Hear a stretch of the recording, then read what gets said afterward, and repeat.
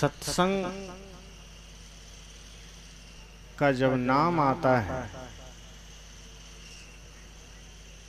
तो कई बार लोगों के मन में ऐसा ख्याल आ जाता है कि सत्संग किसका है। जैसे कहीं यह कहा जाए कि सत्संग में चलना है तो पहला सवाल आदमी यही करता है, किसका सत्संग। अब किसका का मतलब यह है कि कबीर पंथ का है, कि राधा स्वामी का है, कि जैन का है, कि बौद्ध का है। सदगुरु संत कहते हैं सत्संग का जब नाम आवे तो सिर्फ सत्संग होना चाहिए। किसका क्या? सत्य किसी का नहीं है, सत्य सबका है, ज्ञान सबका है, प्रेम सबका है, किसी एक का नहीं है।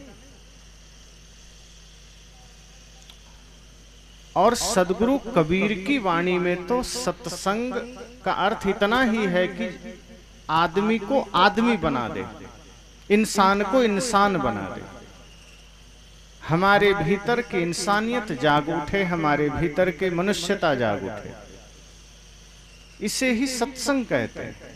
और मनुष्यता का अर्थ इतना छोटा नहीं है कि एक शब्द में कहा और उसका अर्थ समझ में आ गया। मनुष्यता, मनुष्य और मनुष्यता में ये फर्क है जो देह और देही में फर्क है। जैसे हम देह कहते हैं तो देह मतलब शरीर, शरीर का निर्माण मिट्टी पानी आग हवा से। लेकिन जैसे ही हम देही कहते हैं तो देह में रहने वाली आत्मा को देही कहते हैं।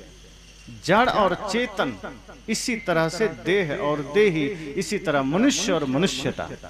मनुष्य मतलब ये जो चेहरे दिख रहे हैं, चाहे वो स्त्री हो पुरुष हो, लेकिन उनके भीतर जो इंसानियत है, उनके भीतर जो प्रेम है, उनके भीतर जो सत्य है, उनके भीतर जो करुणा है, उसे मनुष्यता कहा गया, उसे इंसानियत कही गई। हर शरीर के भीतर जो भी करुणा है, प्रेम है, सत्य है, अहिंसा है, उसे मनुष्यता कहा गया। तो ये फर्क है। और सदगुरु कबीर का ज्ञान, सदगुरु कबीर का सत्संग यही है कि व्यक्ति के भीतर मनुष्यता को जगाना है, आदमी की आदमियत को जगाना है, इंसान की इंसानियत को जगाना है। यही सत्संग सदगुरु कबीर का है। तो 5 दिन तक यह सत्संग चलेगा और निश्चय ही हम जीवंत विषयों पर चर्चाएं सुनेंगे, जीवन के विभिन्न प्रश्नों के उत्तर जानेंगे, उन प्रश्नों के उत्तर जानेंगे जो प्रश्न हम सबको प्रतिदिन पीड़ित करते हैं, प्रतिदिन परेशान करते हैं। चाहे वो पारिवारिक समस्या हो, व्यक्तिगत समस्या हो, सामाजिक समस्या हो, राजनीतिक समस्या हो या वैश्विक समस्या हो, किसी न किसी भांति हम सब उन समस्याओं से जुड़े हैं और उन समस्याओं से हमारा जीवन प्रभावित होता है। इसलिए हम उन सभी विषयों पर प्रतिदिन विचार श्रवण करेंगे और हमें उम्मीद है कि 5 दिन के सत्संग में हम सब के मन के बहुत सारे प्रश्नों के उत्तर हमें मिलेंगे, जिससे हमारे जीवन में सुख, समृद्धि, शांति आएगी। इसके लिए आवश्यक ये है कि जितना भी देर हम बैठें, पूरी एकाग्रता और पूरी सजगता के साथ, होश के साथ 2 ही मिनट बैठें, लेकिन वो 2 मिनट हमारा साधना बन जाए, वो 2 मिनट हमारे लिए तपस्या बन जाए। यह सोचकर बैठना कि हम सत्संग में बैठने आए और सत्संग को अपने भीतर बैठाकर ले जाना है। ऐसा नहीं कि हम बैठे और चल दिए, सत्संग बैठा ही नहीं, तो दिक्कत हो जाएगी। तो यह सोचकर हमें 5 दिन तक सत्संग को अपने भीतर ग्रहण करना है। चूंकि सदगुरु कबीर के बारे में बहुत सी बातें जगह जगह प्रचलित है। कुछ लोग कहते हैं सदगुरु कबीर नास्तिक थे, कुछ लोग कहते हैं वो निराकार ब्रह्म को मानते थे, कुछ लोग कहते हैं, जैसे एक बार कुछ हिंदू भाई जो अपने लोग हैं मिले, उन्होंने कहा कि आप सदगुरु कबीर को मानते हैं, आप कबीरपंथी हैं, लेकिन आपको पता है कि कबीर तो हिंदू विरोधी है, कबीर तो सनातन विरोधी है। तो मैंने उनको उत्तर दिया। इसी तरह कुछ मुसलमान भाई मिले, उन्होंने कहा कि कबीर तो काफिर था, वो हमारे धर्म को, हमारे संप्रदाय को बहुत जलील किया है। कबीर मुसलमान घर में पाले जरूर गए, लेकिन कबीर मुसलमान को बहुत लताड़े, इसलिए कबीर को हम लोग नहीं मानते हैं। तो मुस्लिम भाई कबीर साहब के बारे में ऐसा सोचते हैं कि वे काफिर थे, हिंदू ऐसा सोचते हैं वे नास्तिक थे। और ऐसा इसलिए सोचते हैं कि दोनों के भीतर जो गलतियां हैं, सदगुरु कबीर ने उन गलतियों को कहा। अब एक आदमी ने कहा कि दूसरे की बुराई क्यों करते हो, अपने धर्म की बात करो, दूसरे धर्म में अगर कोई बुराई है तो उसको क्यों कहते हो। तो मैं इस पर विचार किया कि जैसे कोई आदमी शराब पी रहा है और अगर हमने कह दिया शराब मत पियो, तो क्या ये उसकी बुराई है या उसको अच्छे के लिए कहा गया। अगर कोई आदमी चोरी करता पकड़ा गया और किसी ने कह दिया चोरी मत करो, तो क्या ये चोर की बुराई है।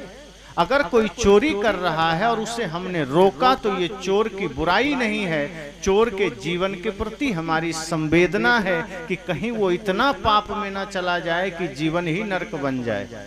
अगर कोई नशा करते पकड़ा गया, कोई व्यभिचार करते पकड़ा गया, कोई आडंबर पाखंड करते पकड़ा गया और उस पर अगर किसी संत ने कोई बात कही, तो ये बुराई करना तो नहीं हुआ। इसी तरह से अगर इस्लाम में कोई समस्या है या हिंदू समाज में कोई समस्या है, बौद्ध धर्म में कोई समस्या है, और सदगुरु कबीर ने निष्पक्षता पूर्वक अगर उनकी त्रुटियों को कहा है, तो ये बुराई नहीं है, बल्कि उनके जीवन को और अच्छा बनाने का प्रयास है। और सदगुरु कबीर कहते हैं, मैंने अपने जीवन को तप से, त्याग से, ध्यान से निर्मल बनाया। मैंने प्रेम को पाया, मैंने सत्य को पाया, मैंने निर्मलता को पाया। अब मैं चाहता हूं अन्य लोगों में वही प्रेम रहे, वही निर्मलता रहे। मैं चाहता हूं वही शांति अन्य के जीवन में रहे। लेकिन शांति के मार्ग में बाधक जो तत्व हैं, सदगुरु कबीर ने कहा। अब जैसे कभी हिंदू की बात आई, कहीं मुसलमान की बात आई, कहीं अन्य धर्मों या संप्रदायों की बात आई, तो सदगुरु कबीर ने सबको कहा। ऐसा नहीं है कि हिंदू को कहा। एक बार मेरा विचार हो रहा था, तो मैंने इस्लाम पर कुछ कहा कि दर की बात कहो दरवेशा, बादशाह है कौने वेशा। तो उस प्रवचन को सुनने के बाद कुछ लोगों ने, मौलवियों ने मुझे कॉल किया कि आपको हिंदू धर्म में बुराई नहीं दिखती है क्या? कबीर ने हिंदू के लिए नहीं कहा है, ब्राह्मण के लिए नहीं कहा है, आप सिर्फ मुसलमान के पीछे पड़ गए, आप सिर्फ इस्लाम के पीछे पड़ गए। मैंने कहा कि एक पद में सदगुरु कबीर ने अगर इस्लाम की चर्चा की है, तो मैंने एक पद पर इस्लाम के बारे में बोला। कहीं सदगुरु कबीर ने हिंदू समाज की त्रुटियों के बारे में कहा है, तो वहां मैंने उस पर भी कहा है। अब एक समय में या तो हंसा जा सकता है या रोया जा सकता है। तो एक समय में मैंने एक विषय पर बोला है, अन्य मेरे विचार सुनो तो उस पर अन्य त्रुटियों पर भी बात रखी गई है। अब ऐसा तो है नहीं कि अगर मान लो हम अभी इस्लाम पर कोई चर्चा कर रहे हैं, जैसे भी रोजा का समय चल रहा था, चल ही रहा होगा, उतना पता नहीं, तो वो लोग सुबह से शाम तक रोजा रखते हैं। अब सदगुरु कबीर के बारे में क्या कहना। उस वक्त इस धरा पर आए जब पूरे धरती पर इस्लाम था।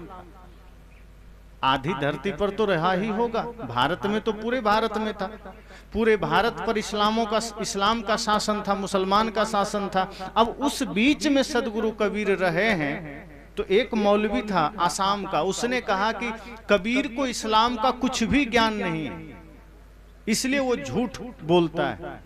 मैंने कहा 500 वर्ष पहले जब पूरे भारत और आधी दुनिया पर इस्लाम का शासन था, तब सदगुरु कबीर इस धरा पर आए और पालन पोषण इस्लाम के घर में उनका हुआ, तुम और तुम्हारे हजारों मौलवियों से कहीं ऊपर ज्ञान उनका रहा होगा मुसलमान के बारे में, और जो उन्होंने कहा वो सही कहा होगा, वो झूठ नहीं बोले होंगे।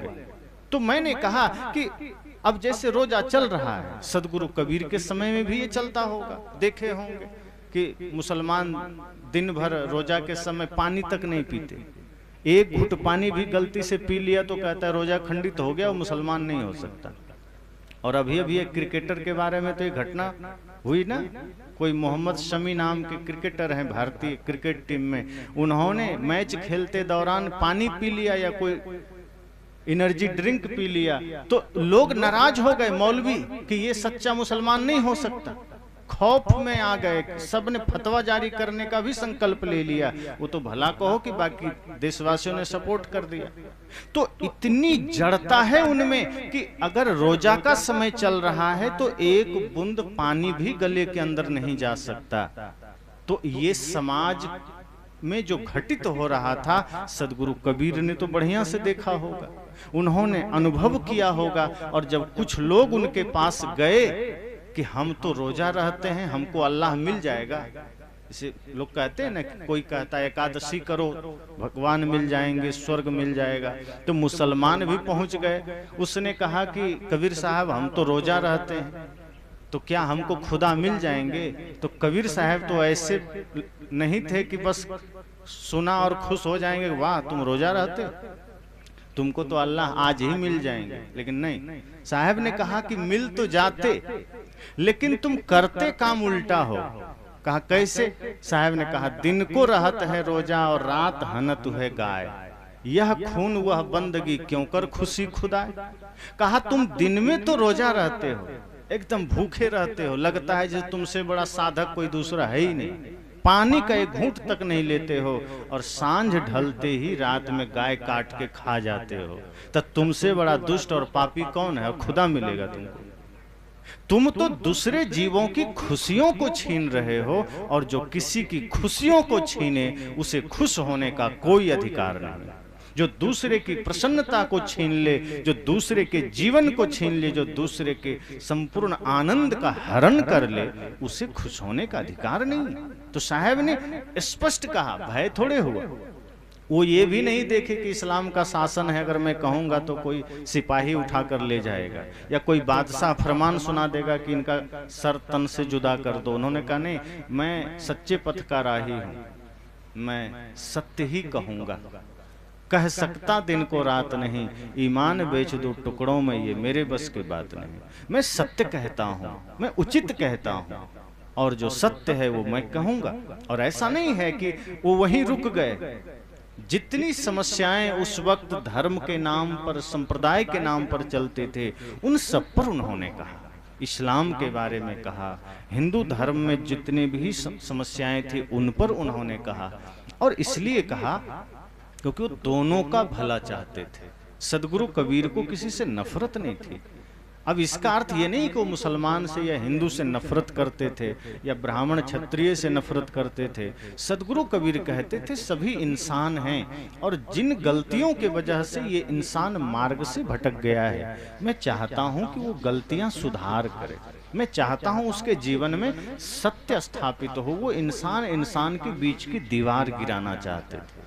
सदगुरु कबीर ये कोशिश में थे कि जो इंसानियत के बीच की दीवारें हैं, जिसके वजह से इंसान इंसान का दुश्मन बन गया, वो दीवारें गिर जाए। इसलिए उन्होंने उन मौलवियों से कहा कि तुम दिन में रोजा रहते हो, रात में गाय मारते हो, कैसे खुदा खुश होगा? इतना कहे कि थोड़ा हिंदू लोग खुश हो गए कि आज तो कबीर साहब ने मुसलमानों की खबर ले ली, बहुत बढ़िया। तब साहब ने कहा तुम भी कम नहीं, तुम भी वही काम करते हो। जैसे ही दशहरा आ जाए, देवी के नाम पर तुम भी छपाछप बकरे काटते हो, तो तुम में इसमें क्या फर्क है? साहब ने कहा हिंदू की दया मेहर तुर्कन की, दोनों घट से त्यागी, ई हलाल वे झटका मारे, आग दोनों घर लागी। साहब ने कहा तुम कम हो क्या? तुम्हारे हृदय से भी दया निकल गई है, तुम्हारे हृदय से भी करुणा निकल गई है। तुम अपने नाम का हिंदू रह गया। हिंदू मतलब जो हिंसा से दूर है, जो छल कपट से दूर है, जो पाप से दूर है वो हिंदू है। अब जो हिंसा कर रहा है, मान लो कर्म तुम रावण का कर रहे हो और कहते हो हम हिंदू हैं, मांस खा रहे हो, मदिरा पी रहे हो, माता पिता गुरु का अनादर कर रहे हो, भाई के साथ छल कर रहे हो, और साथ साथ पत्नी का अपमान कर रहे हो, मित्र के साथ छल कर रहे हो, अपने देश के साथ गद्दारी कर रहे हो, तुम कहते हो मैं हिंदू हूं। सदगुरु कबीर ने कहा नहीं, तुम भी उसी नाव पर सवार हो, तुम भी वही गलती दोहरा रहे हो। इसलिए जिस दिन तुम्हारे हृदय में दया आ जाएगी, जिस दिन तुम्हारे हृदय में प्रेम आ जाएगा, तुम माता पिता गुरु का सम्मान करोगे, राष्ट्र का सम्मान करोगे।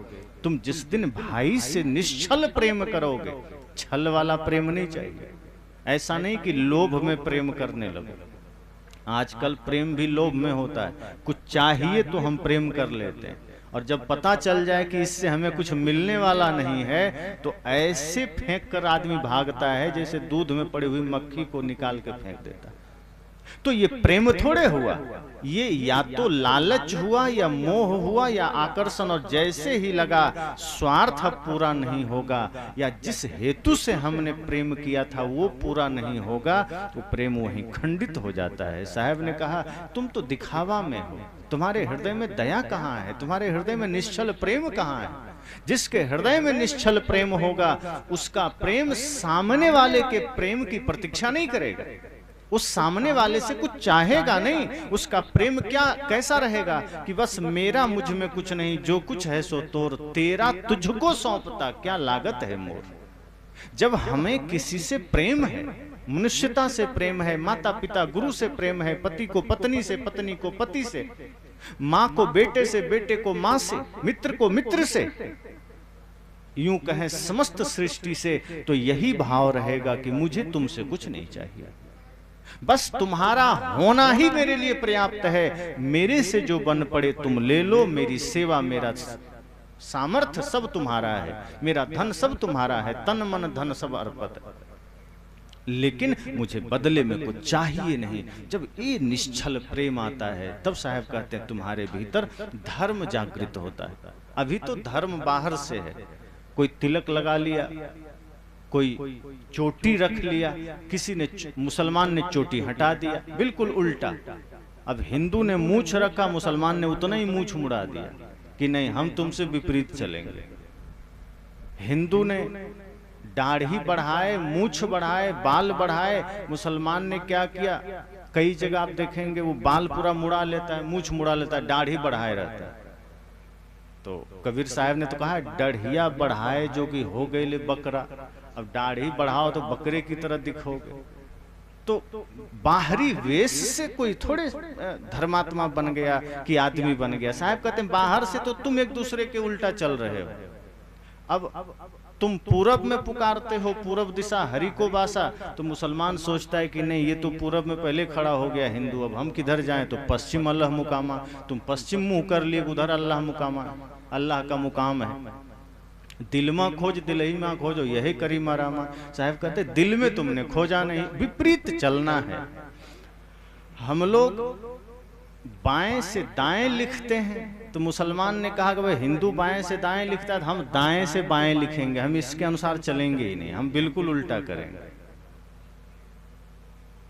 तो कई जगह तो समस्या हो जाएगी, हर जगह उल्टा कर भी नहीं सकता, लेकिन फिर भी सदगुरु कबीर ने कहा कि तुम अपने जीवन में धर्म को धारण नहीं करते हो, बाहर के प्रतीकों को धारण कर लेते हो।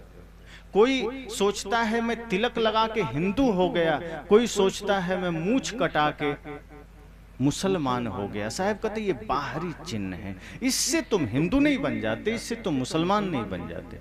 वस्तुतः जिस दिन तुमने हृदय में दया को धारण किया, प्रेम को धारण किया, सत्य को धारण किया, अहिंसा को धारण किया, अहिंसा अत्यंत आवश्यक है। अहिंसा को परम धर्म कहा गया। सत्य भी धर्म है, प्रेम भी धर्म है, करुणा भी धर्म है, दया भी धर्म है, लेकिन अहिंसा परम धर्म है।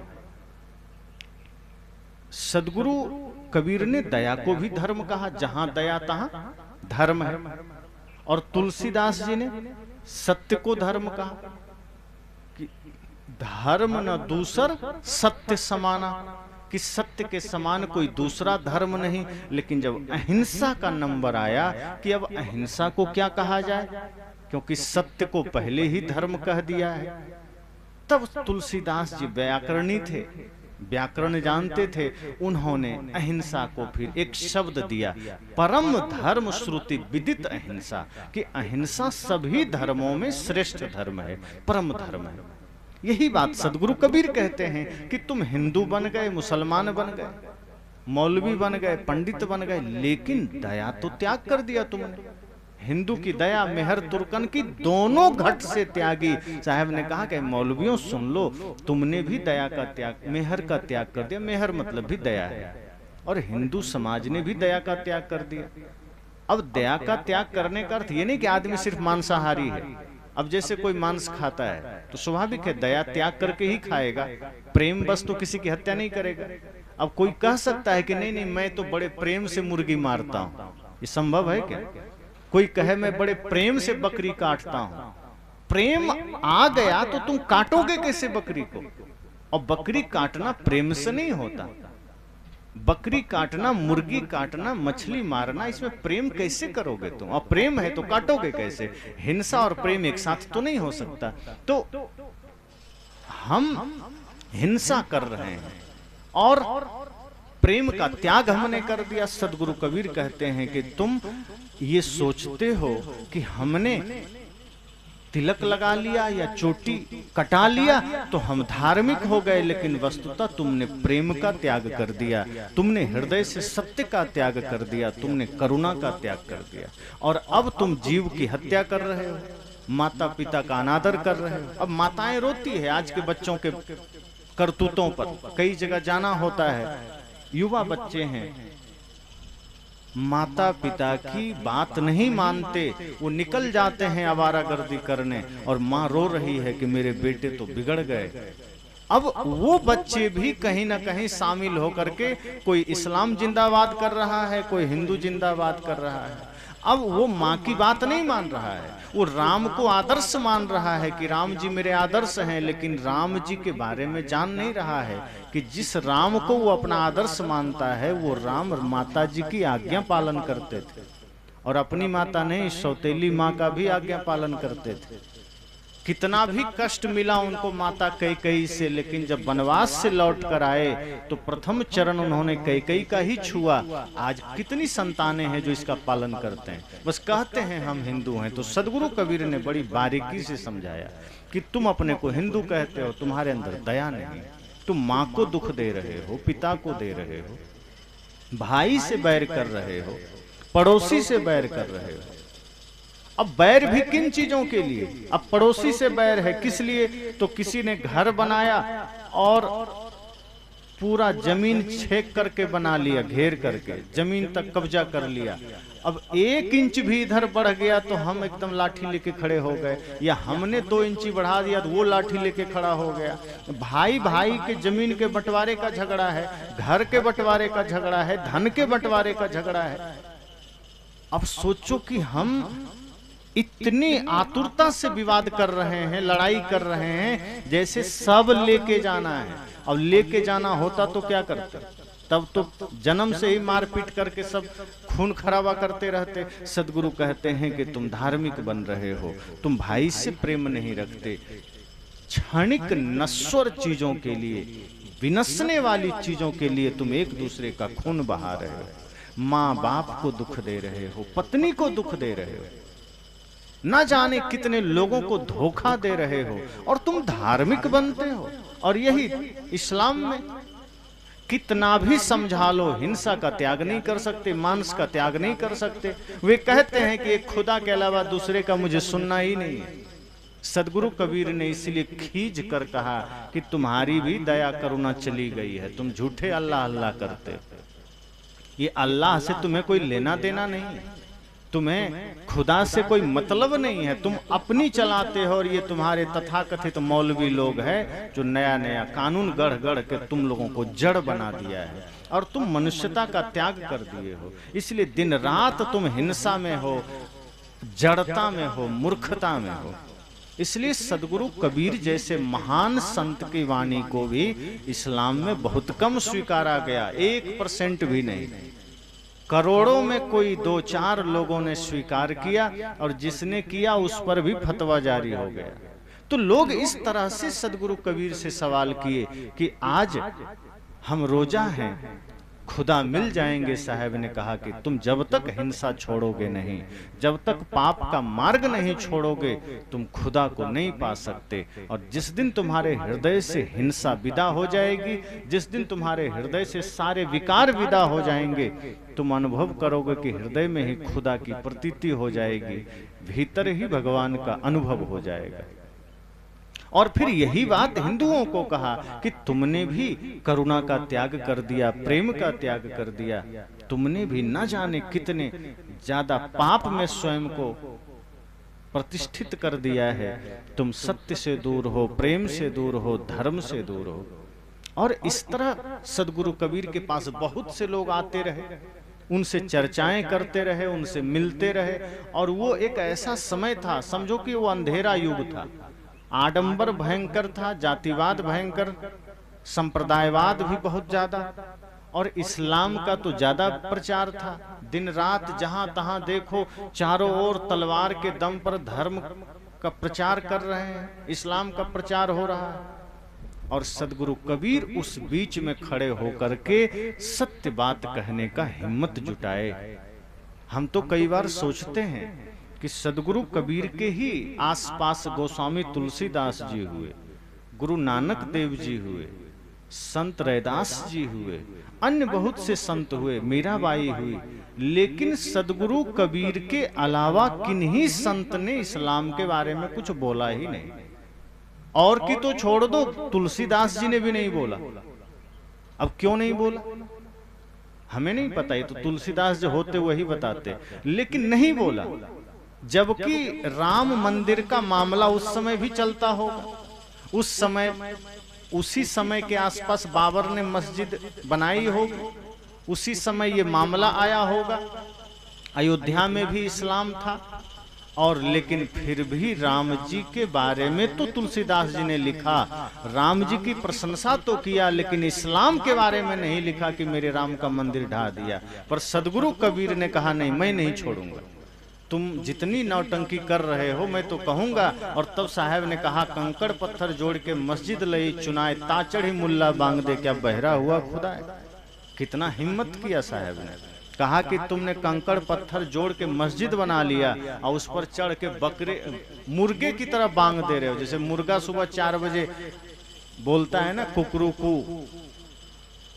साहब ने कहा तुम भी मौलवियों सुबह उठते ही ये जो अल्लाह अकबर करते हो, ये समझो कि तुम बांग ही दे रहे हो, तुम्हारा खुदा बहरा हो गया। सोचो कितनी बड़ी बात है। तो जड़ता पर सदगुरु कबीर ने प्रहार किया। जहां बुराई देखी उन्होंने कहा, वो चाहते थे कि लोगों के भीतर की मनुष्यता बाहर आए, वो चाहते थे एक एक व्यक्ति में इंसानियत जागृत हो। धर्म के नाम पर, संप्रदाय के नाम पर विवाद ना हो, कुरान के नाम पर लड़ाइयां हुई, पुराण के नाम पर लड़ाइयां हुई, मंदिर के नाम पर, मस्जिद के नाम पर, कहीं मंदिर बन गया कहीं मस्जिद बन गया, अब वहां लड़ाइयां हो गई। अब कहीं मस्जिद है, बगल से कोई दुर्गा पूजा वाला जुलूस निकल गया तो पत्थर मार दिया, कहीं हनुमान जी का जुलूस निकल गया तो पत्थर मार दिया। साहब ने कहा तुमने ये भगवान का, खुदा का घर बनाया और वहां से हिंसा कर रहे हो। ये कौन भगवान और खुदा है जो तुम्हारी हिंसा को बर्दाश्त कर रहा है और तुम उसकी पूजा में लगे हो। तो सदगुरु कबीर लोगों के जीवन से हिंसा नहीं, हिंसा की विदाई चाहते थे। वो चाहते थे इंसान सच में इंसान बन जाए, ये पूरा धरती प्रेम का मंदिर बन सके, जो कि हमारे ऋषियों ने भी कहा था कि वसुधैव कुटुंबकम, ये पूरी पृथ्वी हमारा परिवार है। लेकिन आज धर्म के नाम पर, संप्रदाय के नाम पर, जाति के नाम पर हमारा समाज बंट गया। कोई अगड़ा, कोई पिछड़ा, कोई धनी, कोई गरीब, कोई ऊंच, कोई नीच, प्रदेशवाद, संप्रदायवाद, क्षेत्रवाद, हम सबको विभक्त कर दिया। अब मान लो हम सब भारत भूमि में रहते हैं, भारत हमारा देश है, क्या हम यह कभी सोचते हैं 24 घंटे में कि ये भारत हमारा पूरा देश हमारा घर है और जितने भी नर नारी हैं सब हमारे भाई बंधु परिवार हैं। हमें सबसे प्रेम रखना है, हमें सबके प्रति संवेदना रखनी है, हमें एक एक जीव के प्रति प्रेम रखना है। लेकिन ऐसा कहाँ होता है? आज माता पिता भी अपने बच्चों को शिक्षा विभक्त वाला ही देते हैं, लड़ने वाला ही देते हैं, खंड खंड करने वाला देते हैं। अपने जीवन को आप देखिए कि सदगुरु कबीर ने अपने जीवन की यात्रा आरंभ की, एक एक बुराइयों को उन्होंने देखा और कहा, एक एक व्यक्ति के जीवन से बुराइयों को मिटाने का प्रयास किया। संत तो समझो जो सड़क में नगर पालिका में सफाई कर्मी होते हैं ना, अभी ट्रेनों में देखो खूब सफाई चलती है, तो संत भी सफाई कर्मी हैं, वो आध्यात्मिक सफाई कर्मी हैं। बाहर भी सफाई कर्मी हैं जो जगह जगह गंदगी साफ करते हैं, गली के, मोहल्ले के, घर के, दरवाजे के, नाली के। ये संत जन भी सफाई कर्मी हैं और वो हमारे जीवन की गंदगी को साफ करते हैं, मन की गंदगी को, समाज की गंदगी को। और जिस दिन हम संत से जुड़ जाते हैं हमारे जीवन में पवित्रता आती है, निर्मलता आती है, तभी हम सच्चा मनुष्य बन पाते हैं। अभी हम सब मनुष्य कहाँ हैं? अपने बच्चों को भी, आप सुन रहे थे हमारे साथी से कि हम बच्चों को भी संस्कार क्या देते हैं? हीरो हीरोइन वाला संस्कार दे रहे हैं, लड़ाई झगड़ा वाला दे रहे हैं, गाने सुना रहे हैं। आप अपने बच्चों को कभी ये देशभक्ति का संस्कार देते हैं? आपके बच्चे माता पिता गुरु की सेवा कैसे कर सके, देश की सेवा कैसे कर सके, ये संस्कार नहीं देते। अब अभी तो नहीं दिए, फिर आप बूढ़ा हो गए, अब वो बच्चे आपकी सेवा नहीं करते, आपको वृद्धाश्रम में डाल आते। तो ये समस्या हमारे जीवन में आई। लेकिन सदगुरु कबीर का ज्ञान किसी का बुरा नहीं चाहता। महत्वपूर्ण बात यह है कि जो लोग कहते हैं ना कि बुराई मत देखो, अब जैसे कहीं कोई पाखंड हो रहा है, कहीं कोई छल हो रहा है, कोई आडंबर हो रहा है, अब उस आडंबर की अगर बात की जाए तो वो बुराई देखना नहीं है। बुराई देखना क्या होता है? किसी का जीवन बढ़िया है, प्रेम पूर्ण है, और उसके बढ़िया जीवन को देखकर हमें ईर्ष्या हो जाए कि वो इतना सुखी कैसे है, ये बुराई है। अगर किसी के अच्छे जीवन को देखकर हमारे भीतर प्रसन्नता हो कि नहीं बहुत अच्छा है, सभी सुखी रहें, सबके जीवन में खुशियां रहे, अगर दूसरे के प्रति खुशी की चाह जग गई कि दूसरे भी सुखी रहें, पड़ोसी भी सुखी रहें, तो ये क्या है? हित की भावना है, ये प्रेम की भावना है। लेकिन अगर किसी को खुशियों से हम जल उठे, किसी की प्रसन्नता से हमें दुख हुआ, ये जलना हुआ। अब कोई बुराई के मार्ग पर जा रहा है, जैसे कोई चोर है, और अगर हमने कहा कि तुम चोरी छोड़ दो, तो क्या ये बुराई नहीं ना है? ये तो उसकी अच्छाई की बात है कि चलो तुम अच्छे बन जाओ। इसी तरह से जो मनुष्य आडंबर के मार्ग पर है, जो व्यक्ति छल के मार्ग पर है, धोखे के मार्ग पर है, जो व्यक्ति भ्रम के मार्ग पर है, सदगुरु कबीर कहते हैं इस भ्रम से मैं तुम्हें मुक्त करना चाहता हूँ, इस आडंबर से मैं तुम्हें मुक्त करना चाहता हूँ। और मैं ये बताना चाहता हूँ कि आदमी जाति से बड़ा नहीं होता, आदमी कर्म से बड़ा होता है, और कर्म अर्थात सत्कर्म से बड़ा होता है। अब कर्म से बड़ा होता है का मतलब ये नहीं, ऐसे में तो सब लोग खुश हो जाएंगे, चोर और शराबी। और ऐसा हुआ, एक संत ने कहा कि जो कर्म करता है वही समझो पूजा करता है, कर्म ही पूजा है। तो चोर ने कहा फिर तो कोई चिंता नहीं। कहा मैं तो रोज चोरी करता हूँ, चोरी का कर्म करता हूँ, तो पूजा कर रहा हूँ। तब संत ने कहा नहीं, गलत अर्थ मत लगाओ, कर्म करना बस पूजा नहीं है, शुभ कर्म करना पूजा है। मन निर्मल कर लो, निर्मल मन से कोई चोरी नहीं कर सकता। मन गंदा होगा तभी चोरी करोगे। कोई गाली अगर आपके मुख से निकलती है, जान लेना कि मन गंदा है। क्रोध निकल जाए मन से, भीतर से बाहर आ जाए, समझ जाना कि मन गंदा है। किसी के प्रति ईर्ष्या का भाव जग जाए, समझ जाना मन गंदा है। जब मन निर्मल होगा, पवित्र होगा, तो मुख से कभी गाली नहीं निकलेगी, झूठ नहीं निकलेगा। अपने बच्चों को भी अगर आप कभी बुरा शब्द बोल देते हैं, आजकल होता है, माताएं चिढ़ करके अपने बच्चों को भी गाली दे देती, पिता अपने बच्चों को गाली दे देते हैं। कई लोग तो गाली मुख में ही रखते। एक आदमी था वो हर बात में गाली दे। संत ने कहा देखो गाली न दिया करो। वो जब भी आवे साला बोलता ही था सबको कि अमुक साले को ये कर दूंगा, वो साला ऐसा है ऐसा है। संत ने कहा अरे भाई मुख क्यों गंदा कर रहे हो, ये मुख तो बढ़िया गुरु का नाम लो, परमात्मा का नाम लो, कभी किसी को गाली मत दो। लेकिन इतनी आदत खराब थी, उसने कहा ठीक है गुरुजी मैं किसी साले को गाली नहीं दूंगा। कहा भैया तुम लगता है इतनी जड़ता में पड़ गए कि गाली दे के तुम कह रहे हो गाली नहीं देंगे, तो मुख क्यों खराब करना। संत गुरुजन यही तो कहते हैं कि मुख को पवित्र करना अपने। और ये कब होगा, जब मन निर्मल होगा। मन गंदा है तो मुख से गाली निकलेगी, मन गंदा है तो आंख गलत जगह जाएगी, मुख गलत खाने को चाहेगा, गलत नशा चाहेगा, मांस मदिरा चाहेगा, कान गलत शब्द सुनना चाहेगा, पैर गलत जगह लेके जाएगा। तो मन गंदा है तो सारी बुराइयां जीवन में आएगी। आप सोच लो क्या क्या गलती जीवन में है। अगर आप किसी की निंदा कर रहे हो, किसी से नफरत कर रहे हो, आप किसी से घृणा कर रहे हो, किसी की शिकायत कर रहे हो, इतना समझ लेना कि मेरा मन गंदा है। जिस दिन मन निर्मल होगा, आपके मुख से, आपके विचारों से, आपके आचरण से कोई बुराई नहीं होगी। सदगुरु कबीर यही चाहते हैं। सदगुरु कबीर समझना सफाई कर्मी, संतजन सफाई कर्मी है। वो नहीं देखना चाहते आपके जीवन में बुराई, और नहीं देखना चाहते किसी को भ्रम के मार्ग पर। संतजन किसी को भी आडंबर के मार्ग पर नहीं देखना चाहते। तो सदगुरु कबीर किसी से घृणा नहीं करते थे, वो किसी से नफरत नहीं करते थे, निश्चल प्रेम करते थे। और जब प्रेम होता है तब व्यक्ति चाहता है इसका जीवन भी निर्मल बने। तो सदगुरु कबीर चाहे हिंदू हो, मुसलमान हो, बौद्ध हो, जैन हो, ईसाई हो, समस्त सृष्टि के लिए एक ही बात कहते हैं कि तुम आदमी बन जाओ। वो नहीं किसी से कहे कि तुम मेरे पास आओ मैं तुम्हें मुक्ति दे दूंगा। सदगुरु कबीर कहते थे बस मैं जो मार्ग बता रहा हूं इस पर चलकर देखो, तुम खुद मुक्ति पालोगे, तुम खुद भगवत्ता को पालोगे, तुम खुद गुरुत्व को पालोगे, अपने भीतर आनंद को उपलब्ध होगे। इसलिए सत्संग हमारे मन को, वचन को निर्मल करता है, और निर्मल करके जाना है, निर्मल करना है। ये प्रतीक्षा में नहीं रहिएगा कि हाँ सत्संग आके करेगा, नहीं। सत्संग से निर्मलता आती है लेकिन वो हमें करना पड़ता है। जैसे भोजन से भूख मिटती है ना कि नहीं मिटती? भोजन से भूख मिटती है, लेकिन भोजन अगर थाली में परोस के सामने रख दें तो मिटेगी? खाना पड़ेगा। और मुख में ले लें और चबाएं नहीं, तब पेट भरेगा?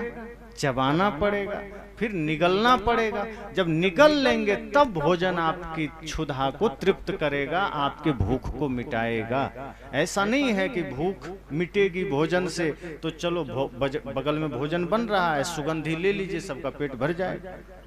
सत्संग से भी मन की निर्मलता आती है, मन की बुराई मिटती है, लेकिन सत्संग को ग्रहण करना पड़ेगा। ऐसा नहीं कि बैठे और चले गए।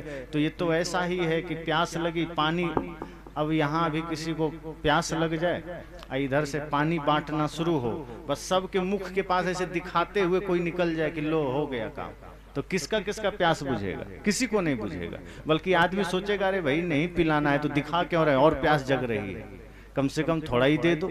यही बात है कि ज्ञान का भी वही मामला है। अगर हम सिर्फ यहाँ लिए मस्तिष्क में और यहीं से ऊपर हटा दिए तो हृदय में नहीं उतरेगा। इसलिए ज्ञान सत्संग का अर्थ है सुनिए दोनों कानों से, और जब एकांत में बैठिए तो उस पर मनन करिए, चिंतन करिए, विचार करिए।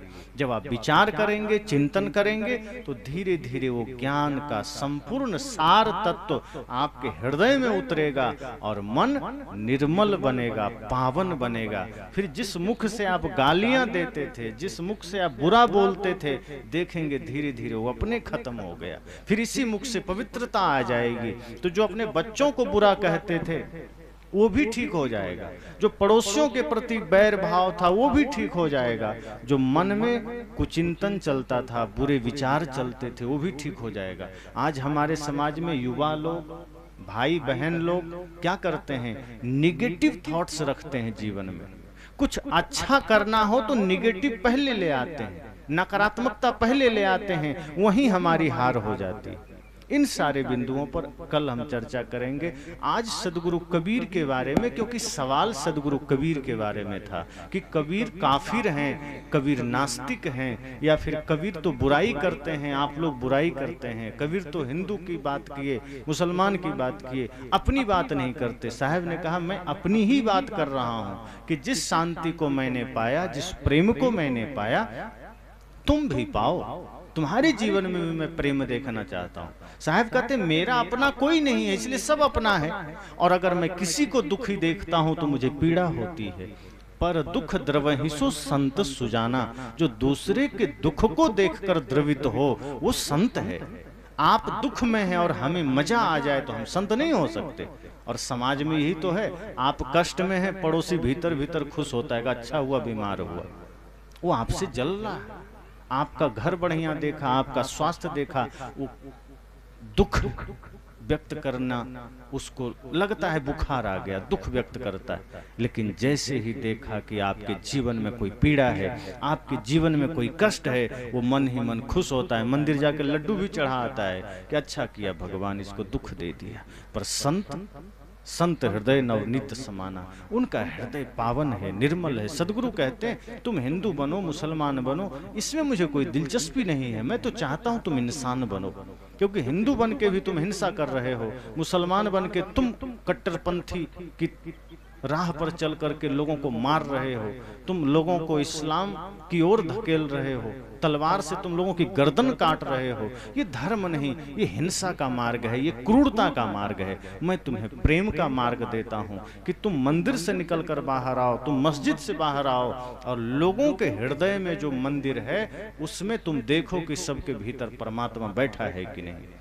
जेते औरत मर्द पाने सो सब रूप तुम्हारा, कबीर पोंगरा अल्लाह राम का सो गुरु पीर हमारा। साहब कहते हैं ये जितने स्त्रियां हैं, जितने पुरुष हैं, सबके हृदय में वही तो परमात्मा है। स्त्री का शरीर बस है, पुरुष का शरीर है। और शरीर क्या है? समझो कपड़ा, चेतना तो दोनों में एक ही है। शरीर भाव से कोई स्त्री है, कोई पुरुष है, ये कपड़ा ही तो है। शरीर को कृष्ण भी कपड़ा कहते हैं कि ये शरीर कपड़े से ज्यादा कुछ नहीं है। जैसे हम नया पुराना कपड़ा पहनते छोड़ते हैं, इसी तरह ये शरीर कपड़ा ही है। तो कोई स्त्री का कपड़ा पहन लिया, कोई पुरुष का कपड़ा पहन लिया, अर्थात कोई स्त्री शरीर का कपड़ा धारण किया, कोई पुरुष शरीर का कपड़ा धारण किया, पर दोनों के अंदर जीवात्मा चेतन वही है, और उसी को समझना है, उसी को जानना है। सदगुरु कहते हैं इसीलिए संप्रदाय के नाम पर, जाति के नाम पर, स्त्री पुरुष के नाम पर भेद मत करना, कुरान पुराण के नाम पर भेद मत करना, मंदिर मस्जिद के नाम पर भेद मत करना। ये बाहरी चिन्हों से तुमने जो धर्म और संप्रदाय खड़ा किए, यही मनुष्यता का सबसे बड़ा दुश्मन है। ये बाहरी चिन्ह ही तो झगड़े का कारण है। साहब कहते हैं ये बाहरी चिन्ह तो ऐसे ही है किसी को जानने समझने के लिए, वस्तुतः भीतर प्रेम धारण करो, इससे बड़ा परिचय आपका और कुछ नहीं। आपके अंदर श्रद्धा है, भक्ति है, प्रेम है, ये सबसे बड़ा परिचय है। अगर हमें राष्ट्र से प्रेम है तो ये भारतीयता का जो संपूर्ण भाव हमारे अंदर है, यही हमारा परिचय है, और कोई परिचय नहीं कि कोई बंगाल से है, बिहार से है, राजस्थान से है, गुजरात से है, कि छत्तीसगढ़ से है। साहब संत यही कहते हैं कि आप प्रदेशों से अपना परिचय क्यों जोड़ रहे हो, जातियों से अपना परिचय क्यों जोड़ रहे हो, संप्रदायों से अपना परिचय क्यों जोड़ रहे हो, धनी गरीब से अपना परिचय क्यों जोड़ रहे हो। आप अपने को या तो संपूर्ण मानवता से जोड़ो। अगर यहाँ एक दायरा है कि आप एक राष्ट्र में हैं, ये भारत भूमि में हमने जन्म लिया है, तो इतना ही परिचय बताओ कि हम भारतीय हैं। और ये भारतीयता का दर्शन, जैसे कहते हैं ना कि व्यक्ति एक बार तो अपने माँ बाप के गर्भ से जन्म लेता है, लेकिन एक जन्म व्यक्ति का अपनी संस्कृति के गर्भ से भी होता है, और जिस संस्कृति के गर्भ से हम सब ने जन्म लिया है उसका नाम भारतीयता है, और उस नाते हम सब एक हैं, कोई अलग नहीं है। माँ बाप सबके अलग हो सकते हैं क्योंकि अलग अलग माँ बाप से जन्म लिए, लेकिन जिस संस्कृति के गर्भ से हम सब ने जन्म लिया है उसका नाम भारत है, और भारतीयता हमारी संस्कृति है। और जिस दिन ये सूत्र बांध लेंगे कोई किसी का विरोध नहीं करेगा, कोई किसी से विद्रोह नहीं करेगा। विद्रोह करेगा तो सिर्फ बुराई का, विद्रोह करेगा तो सिर्फ छल का, विद्रोह करेगा तो सिर्फ राष्ट्रद्रोहियों का। सत्य का कोई विरोधी नहीं होगा, प्रेम का कोई विरोधी नहीं होगा। तो प्रथम दिन में सदगुरु कबीर के इन्हीं कुछ विचारों से कि हम आपस में न लड़ें, हम इंसान बन सकें, हम अपने भीतर प्रेम को जागृत कर सकें। ये हिंदू मुसलमान या कुरान पुराण के झगड़े, मंदिर मस्जिद के झगड़े हमें दूर करते चले जाते हैं इंसानियत से, मनुष्यता से, और फिर हम न तो सच्चे हिंदू बन पाते हैं न मुसलमान बन पाते हैं। और हालांकि न सच्चा हिंदू बनना है न सच्चा मुसलमान बनना है, इंसान बनना है। क्योंकि कभी कभी मैं सोचता हूँ, लोग कहते हैं ना सच्चा हिंदू बनो, तो ये सोचता हूँ कभी सच्चा नहीं बना तो इतना खतरनाक है, सच में सच्चा बन जाएगा तो कितना खतरनाक हो जाएगा।